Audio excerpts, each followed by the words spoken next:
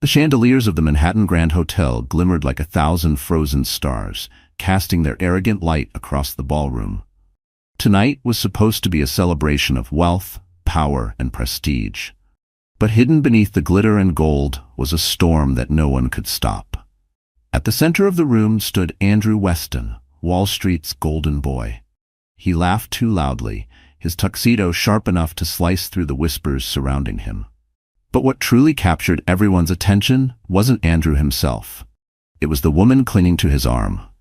Hila Summers, a 23-year-old social media star with fire-red hair and a dress so revealing that it dared the world to look away. The two of them looked like a scene from a tabloid, powerful billionaire with his young mistress flaunting a romance in front of Manhattan's elite. Glasses clinked, cameras flashed, but behind the smiles there was poison. Guests exchanged knowing glances. Some smirked, some gasped, a few shook their heads. But no one dared confront him. After all, Andrew Weston wasn't just rich, he was untouchable, or so he thought. Because while Andrew was parading his mistress under the chandeliers, his wife Emma was standing at the edge of the ballroom, her hand resting protectively over her swollen belly. Emma Weston, 6 months pregnant, wore a simple ivory dress that didn't glitter under the lights. She didn't need sequins to make a statement. Her eyes, deep with hurt but burning with resolve, were louder than any diamond necklace. She stood still, watching as her husband laughed with another woman, as if his vows were dust. It wasn't the first time Andrew had betrayed her. The late-night calls, the secret trips, the whispers of perfume on his suit. She had known. She had endured. She had prayed for change. But tonight was different. Tonight, he crossed a line no woman should ever be forced to accept. Hila leaned in close, whispering something in Andrew's ear, her laugh echoing like glass shattering in Emma's chest. And then it happened. Andrew kissed Hila in full view of investors, tycoons, and flashing cameras. The ballroom froze. Forks clinked against plates. Murmurs rose like waves crashing against marble walls. A pregnant wife left behind, a mistress on display, and a husband too arrogant to care. Emma's hand trembled on her clutch, but her face didn't crumble. Inside, her heart cracked into 1,000 pieces, but she held her chin high. Every humiliation she had endured, every insult, every lonely night, all of it sharpened into one moment of clarity. She would not break. Slowly, deliberately, Emma turned away from the ballroom. Her heels clicked against the marble, echoing like a countdown. A few guests watched her go, pity flickering in their eyes. Others pretended not to notice, too afraid of Andrew's power to intervene. But what none of them knew was that Emma had already made her decision. Back at their penthouse earlier that evening, she had placed a set of papers on Andrew's desk. Divorce papers, signed, sealed, irreversible. She had been too afraid for weeks, terrified of raising a child alone. But betrayal had a way of turning fear into fire. Now, as she walked out of the ballroom, she carried more than heartbreak. She carried freedom. Outside, the city air was crisp, heavy with the scent of rain. Emma hailed a car, her hand shaking as she held her belly. Every beat of her heart screamed that this was madness. But madness was better than chains. The car pulled away from the glowing hotel. Behind her, Andrew was still basking in the spotlight, blind to the storm about to crush him. He had no idea that his wife was done begging for scraps of love. No idea that tonight wasn't his victory. It was the beginning of his downfall. Emma's phone buzzed in her purse. She pulled it out, expecting another cruel headline, another reminder of her husband's betrayal. But the message on the screen froze her breath. "Your jet is ready. Please proceed to the private terminal. Everything you need is waiting." Emma blinked. Jet? She hadn't arranged for anything. She had no plan beyond walking out. But the message was clear. Someone powerful, knew what she was going through. And they weren't just offering sympathy. They were offering escape. Her heart pounded as the car turned toward the private airport. She didn't ask questions. She didn't dare hope. But deep inside, a spark lit up. Could it be Ethan Blackwell, the billionaire CEO Andrew had once mocked at a boardroom table? Ethan, the man with eyes that always lingered a moment longer on her, as if he saw the pain no one else noticed? Emma gripped her belly tighter, whispering to the child inside, "We're leaving, sweetheart. We're leaving tonight." And as the lights of Manhattan faded into the distance, Emma Weston, the woman everyone thought too weak, too dependent, too broken, was about to step into a jet that would carry her away from betrayal, away from humiliation, and into a future no one could have predicted. Because this wasn't the end of her story. It was only the beginning. And when Andrew Weston walked back into his penthouse after his night with his mistress, he would find only two things waiting for him: divorce papers on his desk and an empty home. Emma Weston had once believed in fairy tales. She believed in the kind of love that could weather storms, the kind of marriage where two people built a world together hand in hand. For a time, she thought she had found it. But fairy tales are fragile things, and reality has a way of shattering even the most carefully guarded dreams. Emma was 29, raised not in the marble halls of wealth, but in the quiet hum of a working-class neighborhood in Pennsylvania. Her father was a schoolteacher who loved literature, and her mother worked as a nurse with hands always busy, always tired but full of care. From them, Emma learned compassion, patience, and the strength to stand tall even when the world felt heavy.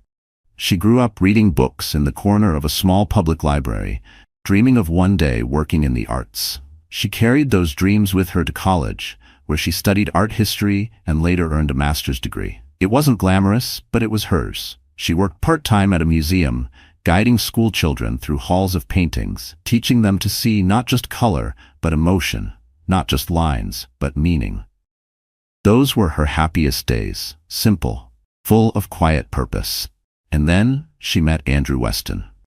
He was magnetic, the kind of man who drew attention without asking for it. At a charity gala she attended with a friend, Andrew walked up to her with a confidence that both startled and intrigued her. His suit was expensive, his smile charming, and when he spoke, it was as though he had the whole world figured out. Emma, with her gentle presence and shy laugh, seemed invisible compared to the glamorous women around him. But Andrew noticed her, or at least, he made her believe he did.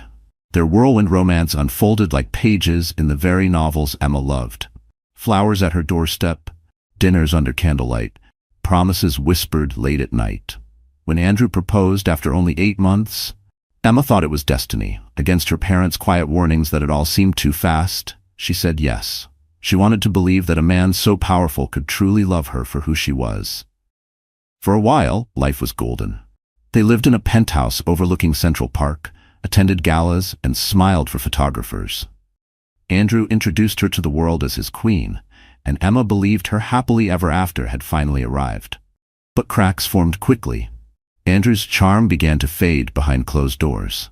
He complained that Emma was too ordinary, that she didn't fit into the sharp-edged world he was building. She was urged to dress flashier, to speak less, to smile more when standing beside him at events. Every time Emma tried to voice her own thoughts, Andrew would brush them aside. And then came the loneliness. Nights when Andrew didn't come home, excuses about late meetings or business trips. Emma wanted to believe him. She clung to the idea that if she loved him enough, he would change. But the distance grew wider with each passing month. When Emma discovered she was pregnant, she thought maybe everything would finally shift. She imagined Andrew softening, perhaps remembering the man who once looked at her as though she were the only person in the room. For a brief moment, he did. He touched her belly with something that looked like wonder. He promised he would be there. He swore he would protect her and the baby. But promises can be hollow. And Andrew's were. As her pregnancy progressed, Emma found herself alone more often than not. The nursery she had hoped to design with her husband was left untouched. Andrew spent his nights at fundraisers and networking dinners that seemed to multiply with suspicious convenience. His phone was always locked. His smile never reached her anymore. Emma bore the loneliness quietly. She hid her tears, telling herself she had to stay strong for the child growing inside her. She played the role of the perfect wife in public, even as whispers reached her ears. Whispers of Andrew's wandering eyes, of his mistress Ela, of stolen nights in hotel rooms that weren't his own. Still, Emma endured. Because love makes fools of us all, and hope is a stubborn flame that refuses to die. She remembered the boyish grin that had once made her heart race. She remembered the promises of forever. She thought, if she just waited, if she just endured a little longer, he would return to her. But the night she saw him kiss Ela in front of hundreds of people, the truth crashed down like a thunderclap. There was no saving what they had. There was no fairy tale left. Inside, Emma broke. But on the outside, she stood tall. And in that strength, she found something she hadn't felt in years: resolve. For the first time in her life, Emma wasn't thinking about saving her marriage.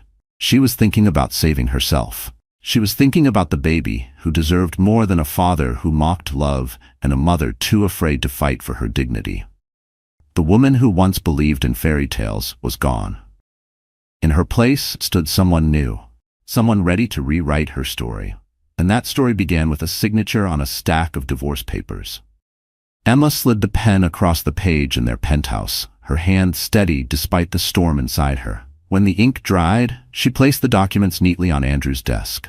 It was over. Not tomorrow, not someday. Tonight.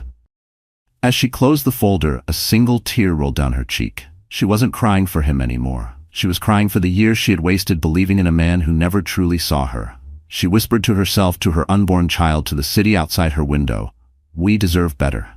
And deep down, Emma knew she was right. She had no idea what waited for her. No plan, no map.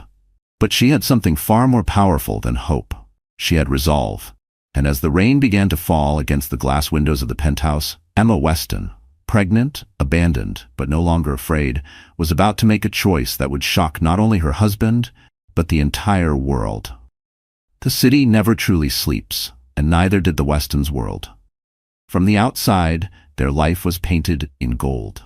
Penthouses, limousines, and glittering soirees that most people could only glimpse on the pages of glossy magazines. To the strangers who saw them smile at galas or step out of black cars onto red carpets, Andrew and Emma looked like the perfect couple. Wealth, beauty, success, wrapped in an elegant bow. But behind the curtain of glamour lay something cold, hollow, and unbearably lonely. Their penthouse in Midtown Manhattan was a palace in the sky. Floor-to-ceiling windows offered sweeping views of the East River, the Empire State Building glittering at night like a jeweled crown. Imported Italian marble lined the floors, every surface polished until it reflected the light of crystal chandeliers. The furniture was custom-made, sleek and expensive, yet so impersonal it felt more like a showroom than a home. Every piece was chosen by Andrew or his designers, not Emma. She had wanted warm colors, cozy corners, spaces that felt like love. What she got instead were cold lines, empty rooms, and silence. Silence. That was the loudest thing in their penthouse. Andrew was rarely home, and when he was, he filled the space with phone calls, arguments, or the glow of another screen. Emma often found herself standing alone by the nursery door, one hand on her belly, whispering to the baby inside about a future she prayed would be brighter than the present. The contrast between her world and Andrew's became painfully clear during the galas he insisted they attend. These weren't mere parties. They were battles, fields where power was currency and reputation was armor. Every chandelier dripped with diamonds. Every table bloomed with flowers that cost more than a month's rent in the neighborhoods Emma once knew. Champagne flowed endlessly, and conversations were sharp, veiled daggers wrapped in polite laughter. Emma, in her understated dresses, always felt like a shadow among the women who wore gowns straight from Paris runways, their wrists heavy with jewels, their lips curling with the kind of confidence born from privilege. She moved through those glittering halls with quiet grace, smiling when spoken to, speaking only when necessary. Andrew expected her to play the role of the perfect accessory, seen, admired, but never truly heard. It was at these events that Emma began to notice the shift. Andrew, once attentive, no longer walked beside her. Instead, he drifted toward younger women, ambitious socialites, and investors eager to laugh at his every joke. His arm would slip from hers as easily as his vows had slipped from his heart. And though the cameras still caught them together, the connection was long gone. Yet, the world outside believed the illusion. Headlines called them New York's golden couple. Photographers captured their smiles, never the cracks in between. And Emma, though her heart was breaking, kept her silence. For her child, for her dignity. For the shred of hope that maybe, just maybe, things could change. But the truth was written in the very walls of the world Andrew had built. The penthouse was a museum of ambition. The galas were theaters of betrayal. And Emma was an actress trapped in a role she never auditioned for. One memory lingered in her mind like a wound. It was a gala at the Metropolitan Museum, a night drenched in opulence. Emma had chosen a simple navy gown, elegant but modest. She remembered feeling the baby kick for the first time that evening, a tiny flutter of life reminding her that she wasn't truly alone. She had smiled to herself, placing a gentle hand on her stomach. Andrew hadn't noticed. He was too busy whispering in Hila's ear near the champagne fountain, his hand grazing the small of her back in a gesture that once belonged only to Emma. People saw. They whispered. Some pitied Emma, others delighted in the scandal. She had stood there, back straight, eyes forward, swallowing the lump in her throat until it felt like she would choke. After the event, as their car drove home through the sparkling city, Emma had turned to Andrew, her voice trembling but firm. "Andrew, please. This isn't right. We're having a baby. I need you with me." He had laughed, cold and dismissive. "Don't be dramatic, Emma. This is how the world works. You'll get used to it." Those words echoed in her head long after. "You'll get used to it." As though betrayal were a routine, as though humiliation were a dress she should learn to wear. But she couldn't, she wouldn't, and so as the weeks passed, Emma began to see the truth more clearly than ever before. The world Andrew had built was never hers. She was a guest in his empire, tolerated but never cherished. Her role was decorative, her voice silenced, her love taken for granted. Yet the very same glittering world that had once trapped her would soon become the stage for her liberation. Because behind the closed doors of their penthouse, Emma had already drawn the line. The divorce papers were more than ink on paper. They were her declaration of freedom. She no longer cared about appearances. She no longer feared whispers. She was done playing the perfect wife in a world that was never perfect at all. The setting that had once humiliated her, the ballrooms, the penthouse, the endless spotlight, would soon witness something far more shocking than a scandal. It would witness a woman rising from the ashes, no longer a silent accessory, but a force powerful enough to change everything. And as Emma stood in the marble hallway of the penthouse that night, staring at the city lights below, she knew one thing for certain: the glamorous world Andrew prized above all else was about to become the very stage of his downfall. Every story has a villain, but villains rarely see themselves that way. In Andrew Weston's mind, he was not a betrayer, not a liar, not a man tearing his family apart. No, Andrew saw himself as a king, entitled to take whatever he wanted because he had built an empire with his own two hands.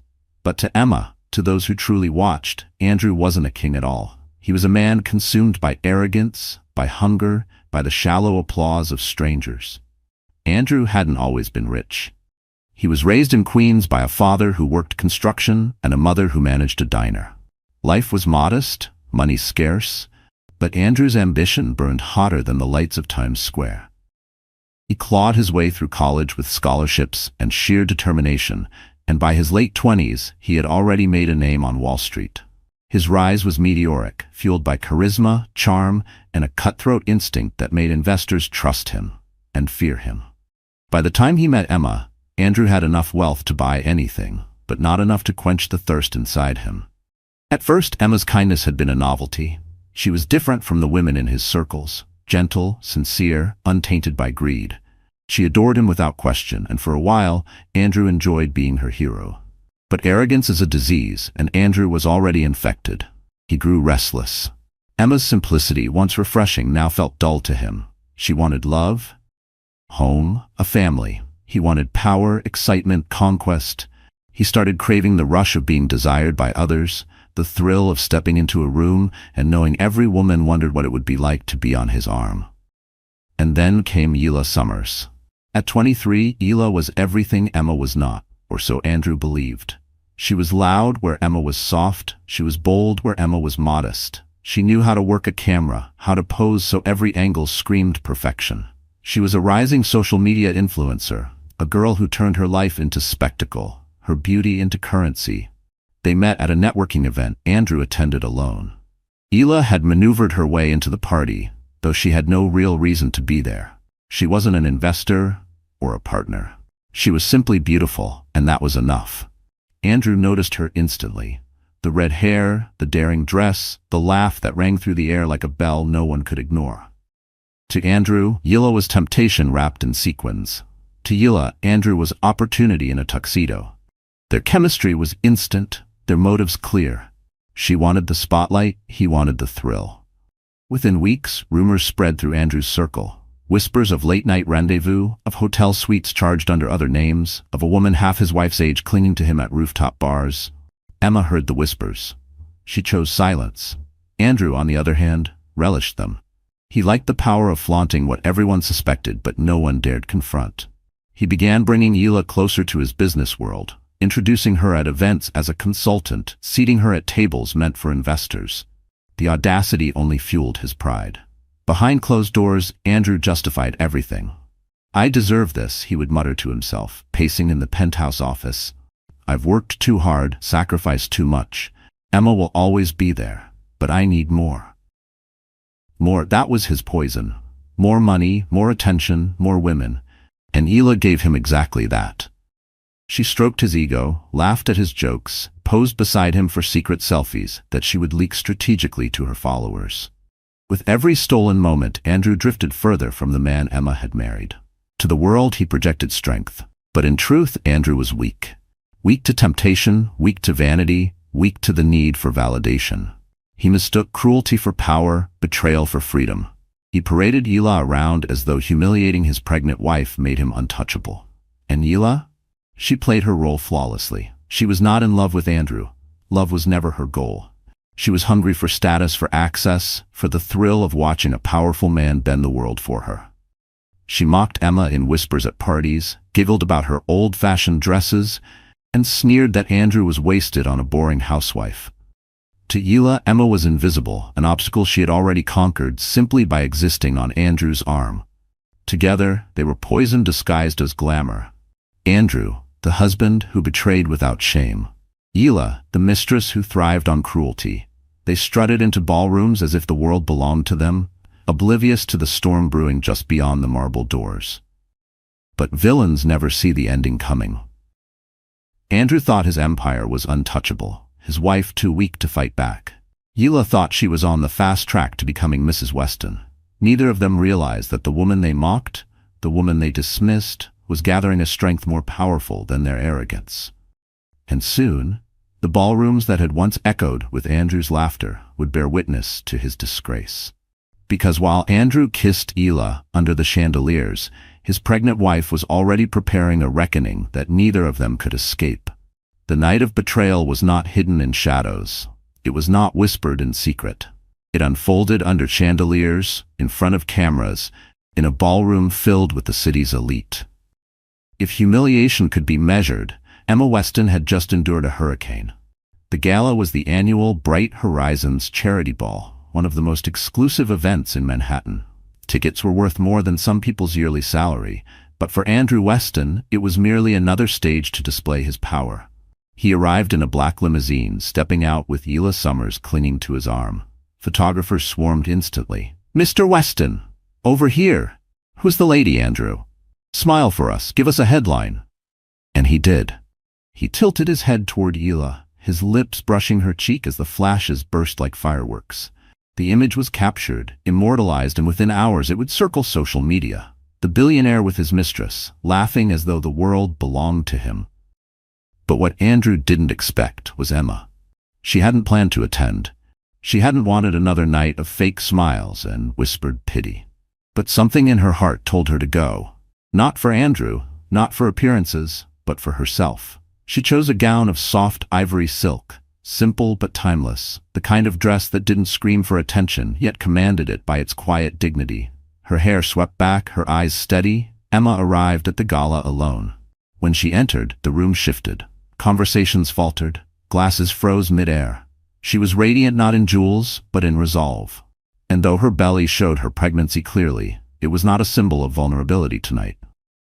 It was a symbol of strength. Andrew's smirk faltered the moment he saw her. For the briefest second, his mask cracked. He hadn't expected her to come. He hadn't expected her to walk into his kingdom of deceit. But Yila, ever the actress, leaned closer to him, whispering loud enough for Emma to hear. "She looks like she came from a thrift store." Then she laughed, tossing her red hair as though mocking a queen in exile. Emma didn't respond. She didn't need to. Her silence was sharper than any insult. She simply crossed the ballroom, her heels clicking against marble, her presence undeniable. And though the whispers rose around her, she kept her chin high, her eyes unflinching. "Emma," Andrew said finally, voice low, taut with irritation, "you shouldn't be here." But Emma only looked at him. Her husband, the father of her child, and for the first time, she felt nothing. No love, no longing, only a hollow finality. She leaned closer, her voice calm but cutting. "I won't be here much longer." And with that, she turned and left. What Andrew didn't know, what the cameras couldn't see, was that Emma had already made her move hours earlier. Before coming to the gala, she had walked into their penthouse with steady steps. On Andrew's desk, beside his leather-bound planner, she had placed a manila folder. Inside were the divorce papers, signed and final. Her handwriting, firm and elegant, sealed the end of their marriage. She didn't leave a note. She didn't need to. The papers spoke louder than any words ever could. Back in the ballroom, Andrew tried to shake off the encounter. He laughed too loudly, held Yila too tightly, poured himself another glass of champagne. But inside, a seed of unease had been planted. For the first time, he felt something slipping out of his control. Meanwhile, Emma's car pulled away from the gala. She looked out at the city lights, her reflection staring back from the tinted window. Her heart raced, her stomach twisted, but her hands didn't tremble. The tears that once came so easily were gone. In their place was fire. She had chosen her moment carefully. Andrew would not discover the papers until he stumbled home in the early hours, drunk on champagne and arrogance. He would open the folder expecting contracts, deals, maybe an invitation. Instead, he would find his world unraveling in ink.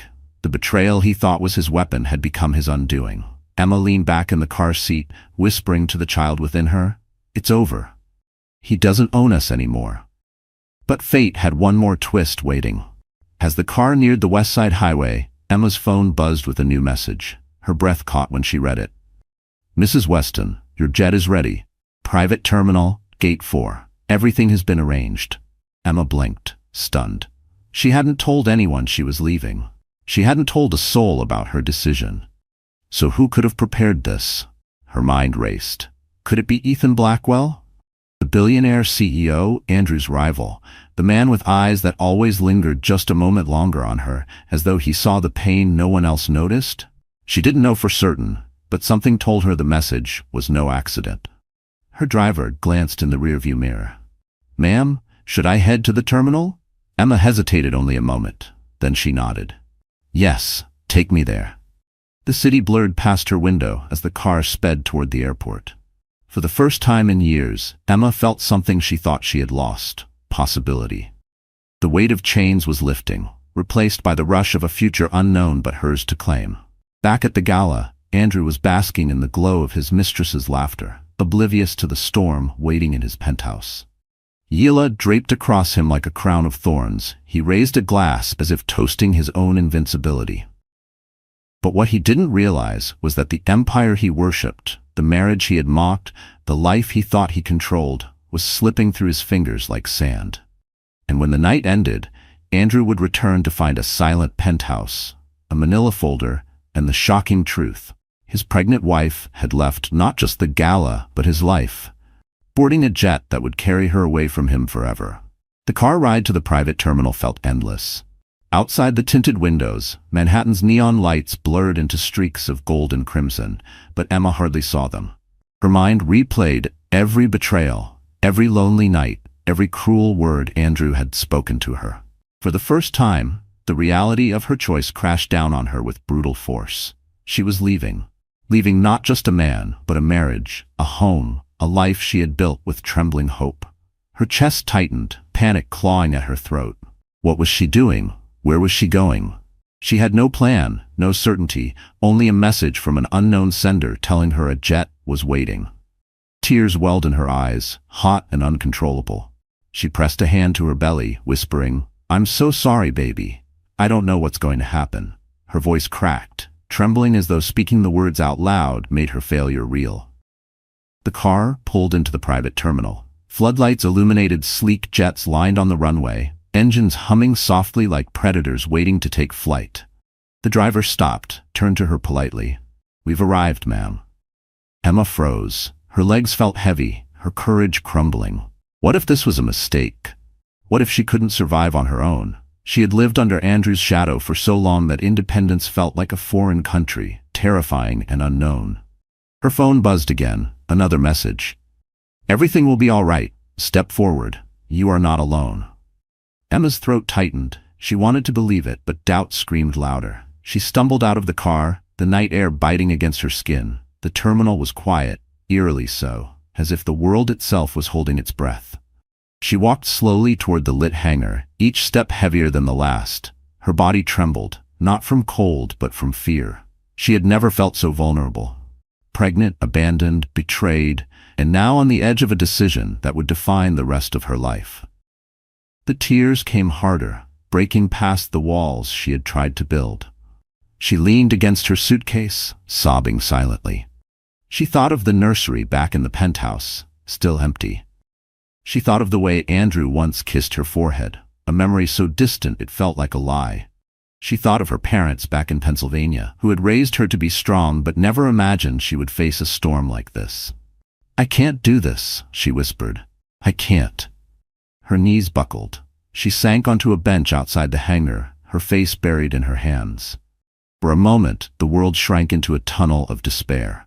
She imagined the headlines already swirling. Pregnant wife abandons millionaire husband. The gossip, the judgment, the whispers, she could hear them all in her mind. What if she was making a terrible mistake? What if she couldn't provide for her child? What if Andrew was right, that she was ordinary, weak, replaceable? The fear consumed her until she could barely breathe. She gasped for air, trembling, her tears falling onto the marble floor beneath her shoes. She thought of going back.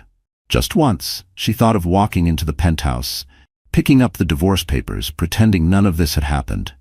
Maybe Andrew would forgive her for daring to leave. Maybe he would let her stay, even if only as a shadow in his world. At least then she wouldn't be alone.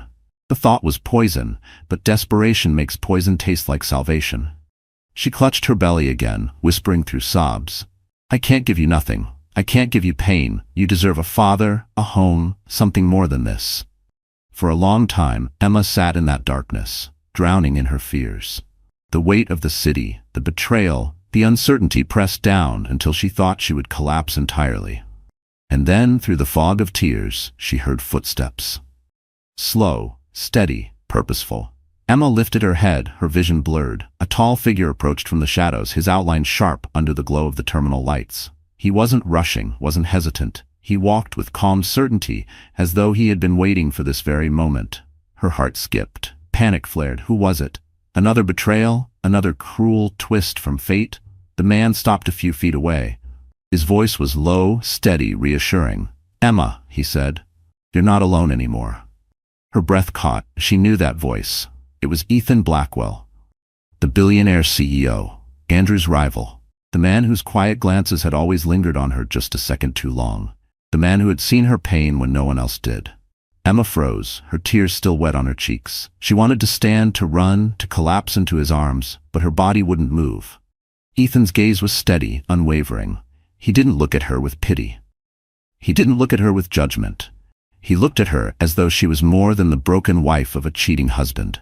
He looked at her as though she mattered. Emma's lips trembled, 1,000 questions pressing against her tongue, but only one escaped. "Why are you here?"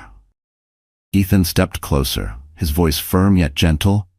"Because it's time someone stood by you. And if you'll let me, I will." For the first time that night, Emma felt her lungs expand with a breath that didn't taste of fear. For the first time, she felt the faintest glimmer of hope. And as Ethan extended his hand toward her, Emma realized that her collapse might not be the end. It might be the moment just before she rose again. For a moment, neither of them spoke. The terminal lights hummed, the runway glowed like a silver ribbon in the dark, and Emma's breath came in shallow waves. Ethan's hand remained steady, open, waiting, not demanding. That small grace mattered. She took it. His palm was warm, grounding, the kind of touch that said you're safe without saying anything at all. "Was it you?" she asked, voice hoarse.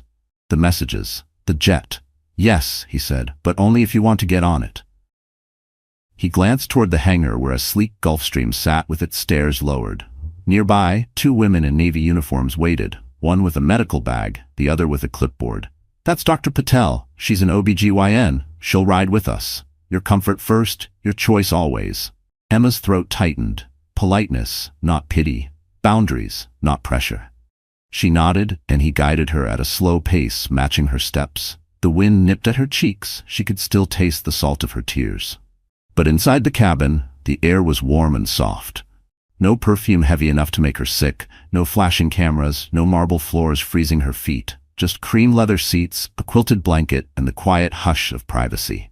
Dr. Patel greeted her gently, took her vitals, and listened to the baby's heartbeat. The sound filled the cabin like a small drum of hope. Strong, the doctor said with a smile. And so are you. Emma swallowed, blinking back fresh tears. Thank you. Ethan stayed by the door, hands in his pockets, giving her space. When the doctor stepped aside, he moved to the opposite seat and sat down slowly. I owe you honesty, he said. You're about to learn things that will hurt, but they'll also protect you. She braced herself. Tell me. He opened a leather folder. Inside were printouts, time-stamped emails, and screenshots with highlighted lines. 3 months ago, he began, my compliance team flagged transfers from Andrew's accounts to a shell company tied to Yila. That part is ugly but simple. The part that involves you is not. Emma's hands tightened on the blanket. Me? Ethan slid a document across the table. 2 forged authorizations using your e-signature. One opened a line of credit in your name. The other granted household CFO access to a charitable account set up under the Bright Horizons umbrella. If anything blew up, the records would make it look like you approved the funds. She stared at the page until the letters blurred. No, I've never signed anything like this. I know, Ethan said quietly. The metadata proves it. The device that executed the signatures was registered to Andrew's chief of staff. We've preserved everything, chain of custody, server logs, the lot. Her breath shook. Anger didn't roar. It burned steady and low, like a pilot light that finally found fuel. He really planned to make me the scapegoat. Yes, Ethan said, and he almost pulled it off. He slid over a sealed drive. This is a copy. The originals are with counsel and a federal contact who owes me a favor. Emma lifted her eyes. Why are you doing this for me? He met her gaze. Because it's the right thing. And because I watched you stand at those galas with more dignity than any of us deserved, I should have intervened sooner. He lowered his voice. Tonight I'm intervening fully, with your consent. Silence folded around them. Emma felt the baby shift, a small flutter, as if urging her forward. Where are we going?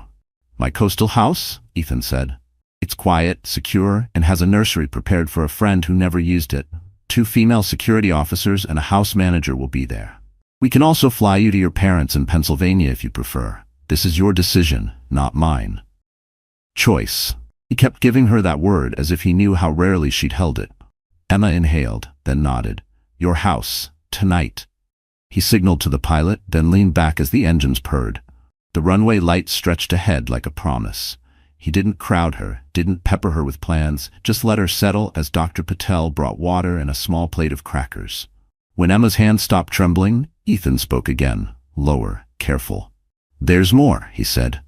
Andrew's board is restless, liquidity issues, exposure from the charity accounts, and his behavior.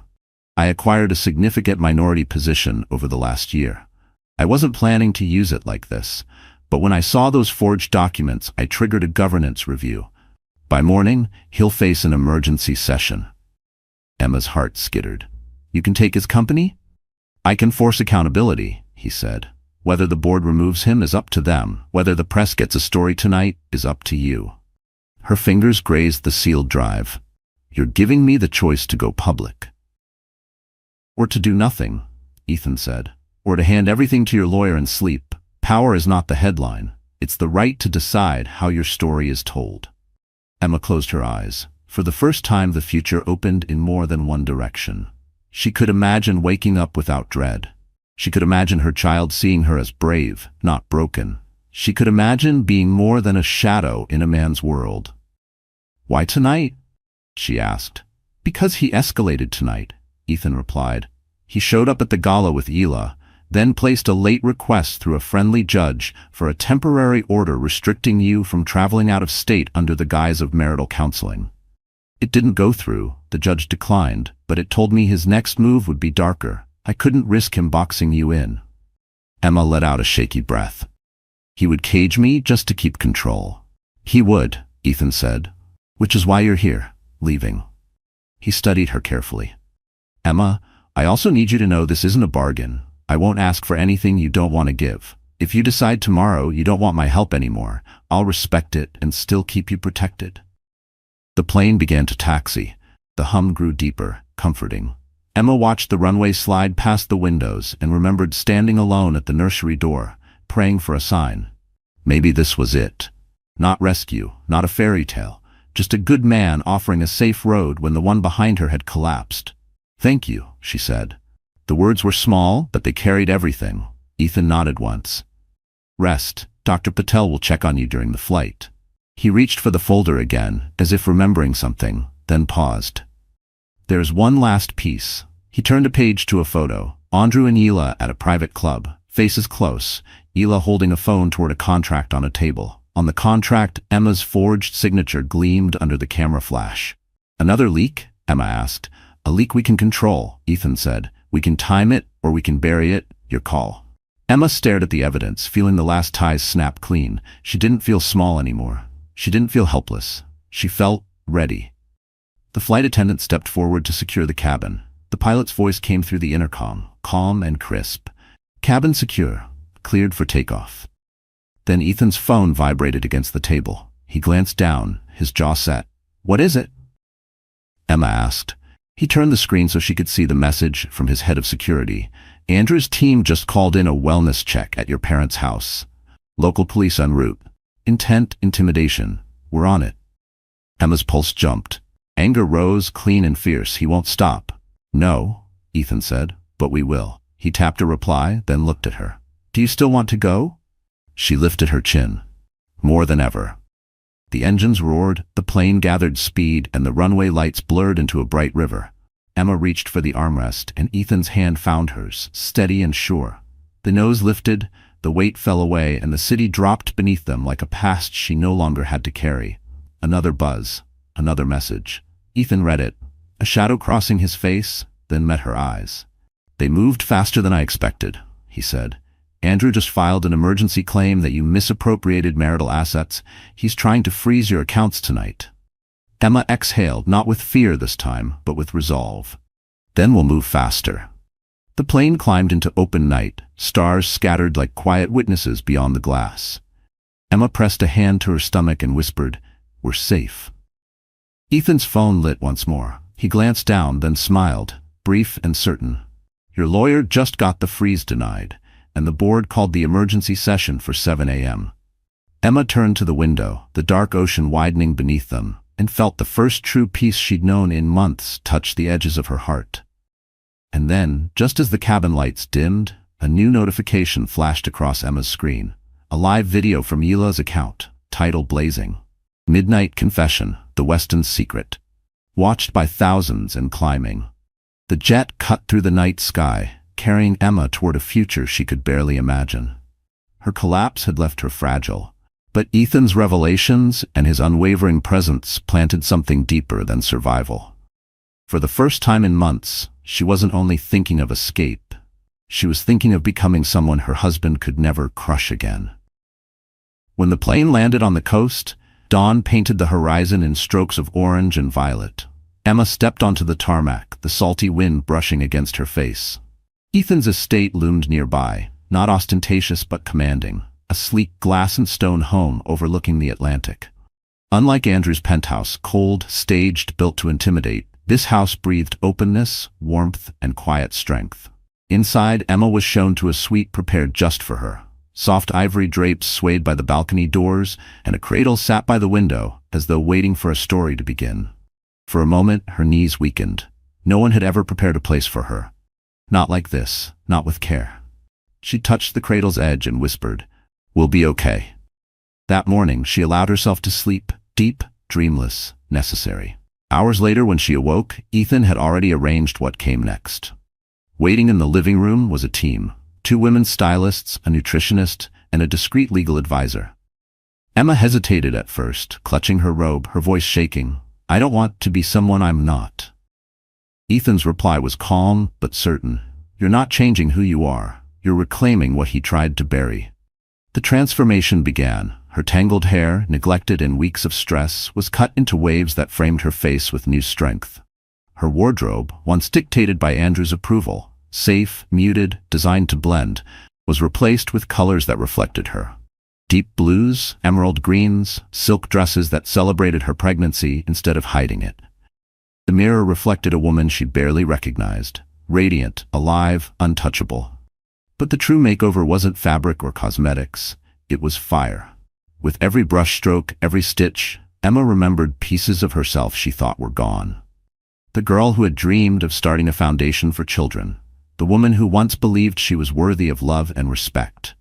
The mother who vowed to give her child a life free of chains. The legal advisor laid out documents, asset protections, custody petitions, evidence packages ready to dismantle Andrew's claims. "He can't freeze you out anymore," the advisor said. "Not with this." Emma's hands no longer trembled as she signed her name. With every stroke of the pen, she was not just leaving Andrew, she was erasing the story he tried to write for her. By evening, Ethan invited her to the terrace overlooking the sea. The sky blazed crimson as waves crashed below. He poured sparkling water into crystal glasses, raising his in quiet salute. "To your new beginning," he said. Emma lifted hers. Her voice, steady now, carried farther than she expected. To never being his victim again. That night, she stood in front of the mirror one last time. She wore a black satin gown that hugged her figure, her shoulders bare, her eyes fierce. She whispered to her reflection, "He wanted me broken, but I'm going to walk back into his world stronger than he ever imagined." The phone on the dresser buzzed. A news alert. Emma's heart tightened as she read the headline flashing across every screen in New York. "Yila Summers Live. The Westons' marriage exposed. The truth about Emma." The mistress's smirking face filled the feed, her voice already echoing to millions.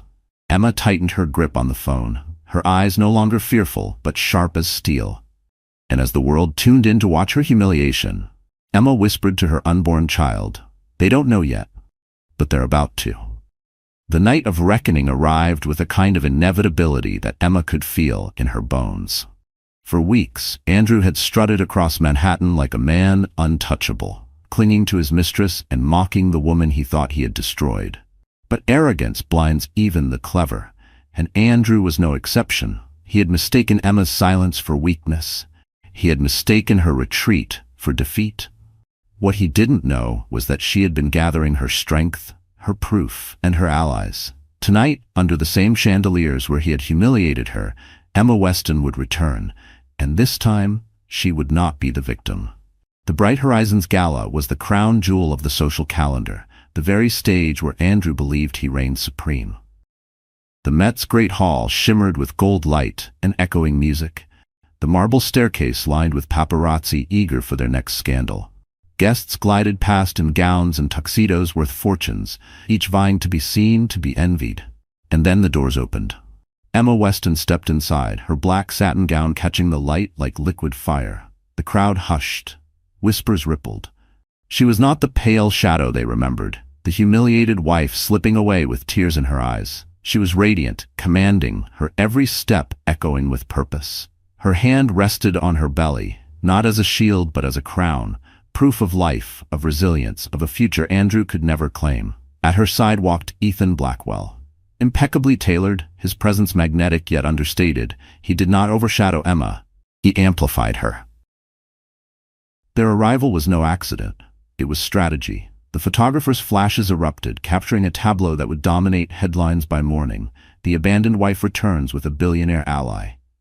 Andrew's laughter faltered when he saw her. He stood near the champagne fountain, Yila draped in crimson silk at his arm, smug as ever. But the color drained from his face as the room's attention shifted away from him, pulled like gravity toward Emma. For the first time, Andrew Weston looked small. Emma didn't rush. She let the silence stretch, let the eyes burn into her, let Andrew stew in the humiliation he had once so easily inflicted on her. When she finally spoke, her voice carried across the hall. "Andrew." The name was sharp, final.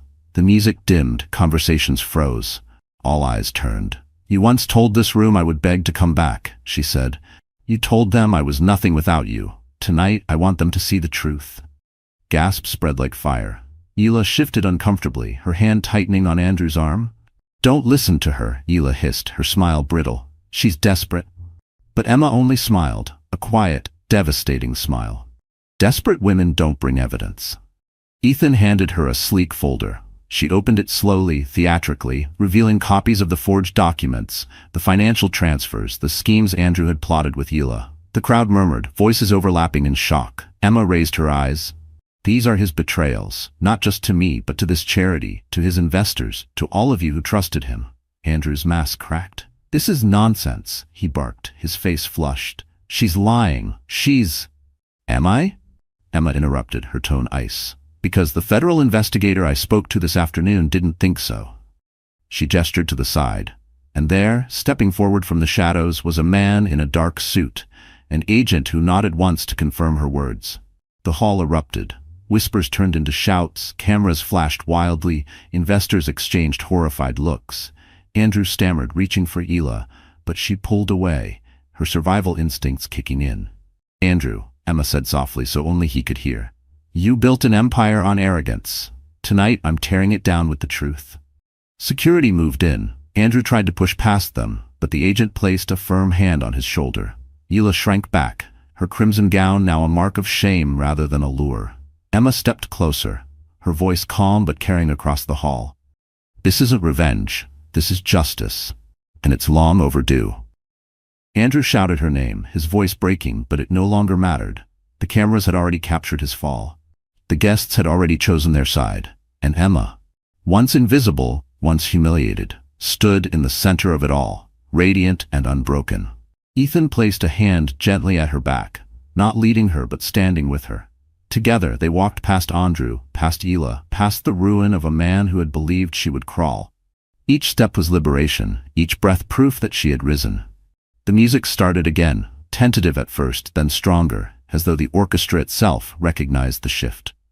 The gala had become Emma's stage, and as she left the hall, the final flashes of cameras chasing her like a queen crowned in survival, Emma whispered to herself, "This isn't the end. This is the beginning of my reign." The morning after the gala, Manhattan woke to headlines that shook its gilded towers. Andrew Weston, Wall Street's golden boy, was finished. His smiling face was splashed across every newspaper, but this time it wasn't triumph they captured. It was disgrace. Fraud allegations, Mistress betrayal, federal investigation. The empire he built on arrogance crumbled in a single night, and at the center of every story was Emma. No longer the humiliated wife hiding in the shadows, she was the woman who had stood her ground, exposed the truth, and walked away stronger. For once, the spotlight didn't burn her. It crowned her. Inside Ethan's coastal estate, the morning was quiet. Sunlight poured through glass walls, warming the hardwood floors. Emma sat on the terrace wrapped in a shawl, her hands resting gently over her belly. For the first time in months, she wasn't trembling. For the first time, she felt safe. The baby kicked, a soft flutter that drew a smile to her lips. "We did it," she whispered. "We're free." Behind her, Ethan stepped out with 2 mugs of tea. He placed one before her, then leaned against the railing, his eyes on the horizon. He didn't rush her with questions, didn't demand gratitude. He simply existed beside her, steady as the tide. Emma studied him quietly. There had always been something about Ethan, something beyond the wealth and the power. It was the way he looked at her, not as an ornament or a liability, but as a person who mattered.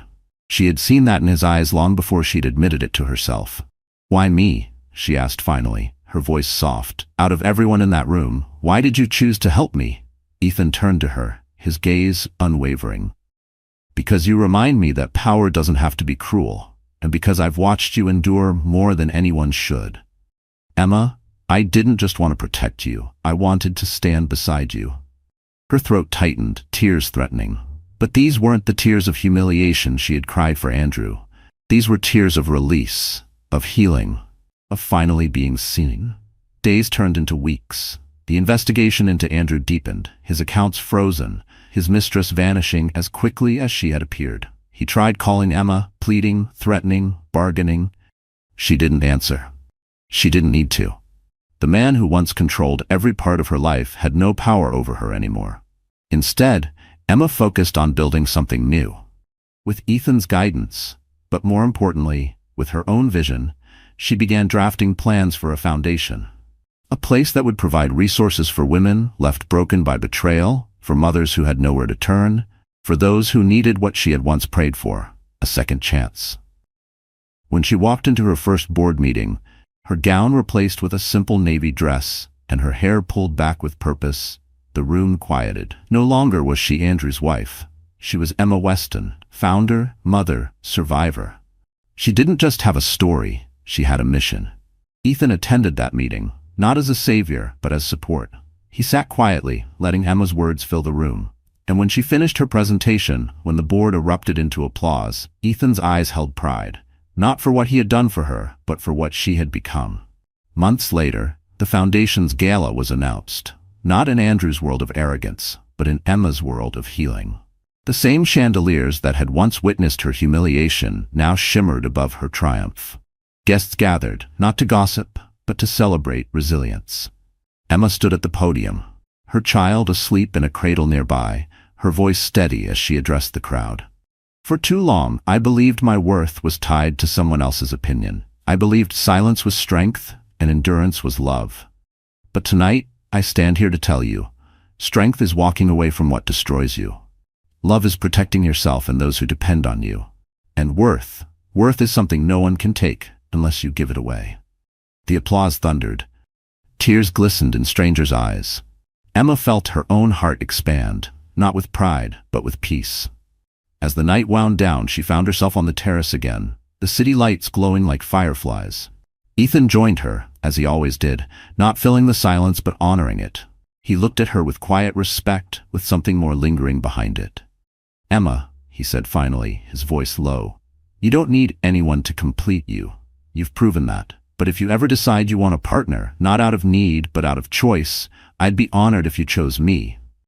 Emma's heart swelled. For years, she had begged for scraps of love from a man who gave none.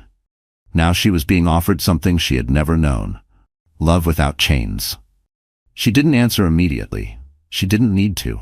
She simply placed her hand over his, steady and sure. For now that was enough. As midnight fell, Emma whispered to her child, we're safe, we're loved, and we'll never be broken again.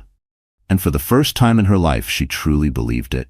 Because in the end, Andrew lost everything. Hila faded into obscurity, and Emma Weston rose not just from betrayal, but into a life brighter, freer, and more powerful than she had ever imagined.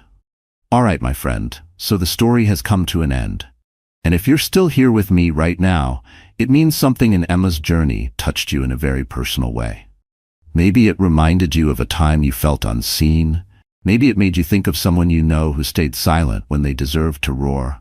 Or maybe it showed you that even in the deepest betrayal, healing is possible. What Emma went through wasn't just about heartbreak. It was about finding her strength again, standing up and saying, I am not defined by someone else's cruelty. This is where the lesson speaks to us. The Stoic philosophers used to remind us that we don't control what others do, but we do control how we respond. Marcus Aurelius once wrote, you have power over your mind, not outside events. Realize this, and you will find strength. And that's exactly what Emma did. She couldn't stop Andrew from betraying her. But she could choose how to respond. And by choosing dignity, truth, and self-worth, she didn't just survive, she transformed. Life will always throw storms our way. Betrayal, loss, disappointment. But as Seneca said, difficulties strengthen the mind, as labor does the body. Emma's collapse was not her end, it was her beginning. And maybe that's a reminder for you too. Your pain today can be the seed of your power tomorrow. So my wonderful friends, if this story reached your heart in some way, don't just carry it quietly. Share it. Pass it to someone who might need this reminder that they are stronger than they think. And if you'd like to keep walking with us through stories that heal, inspire, and stir the soul, then make sure you hit that like button, share this video, and subscribe to the channel. Because who knows? The next story might just be the one that changes your life.